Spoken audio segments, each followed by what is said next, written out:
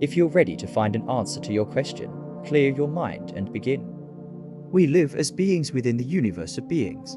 We use the entities around us for our own interests, and in doing so, as living beings, we feel sadness, joy, demonstrate power, and experience emotions. God is not a being who created all this realm of existence. He is above all beings. It is not correct to use human attributes such as strong, weak, happy, helpful, and the like for God, and to do so is a very childish thought. Imagining him as a being takes away from his divinity. It weakens him and contradicts the expression of God. Essentially, the statement that God exists is fundamentally flawed, but since the only term we can express as humans is existence, the acceptance that God exists is not in the sense of being as we know it, but in the sense of his existence for us. We must accept that we have a perception, and this perception has only as much capacity as we are given. You can reach the existence of God, but you cannot depict God. We do not have the perception or capacity to make such a depiction. However, this does not mean we cannot reach God. From this, we can also infer that seeking scientific proof for God, attributing disasters to God, and linking evil to God are all utterly meaningless and thoughtless interpretations. Let's make a note here. I assume you won't ask the nonsensical question of who created God, as you should have received an answer to this by now. If not, think again or listen again. Now let's move on to another topic. What is a product? It is the work produced by the owner of competence as a result of their own abilities. A bird makes its home from bushes. This is its own product. Humans make homes and furniture for themselves. These are their products.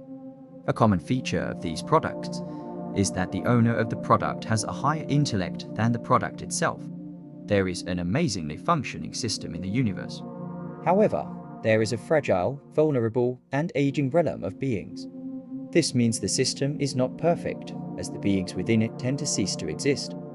This shows that the entire universe is actually the work of a power that we would call perfect compared to us. Existence itself is proof of being a product. How can something with an end exist on its own? It has a lifespan given within the order of the universe. But if we consider that everything will eventually end, this will lead us to the conclusion that the entire universe is essentially a product. I hope the thoughts have been correctly conveyed to you, as some thoughts are really hard to express in human terms. We do not have the right arguments to express some thoughts. You will need to think this through. Another point, coming into existence from nothing, science says we don't know about the beginning of everything, and for some of us, it will remain so until the end of the universe. However, there is only one answer to this in addition to what we have previously discussed. Since nothing can come from nothing, we can say that a creator must have created this realm of existence.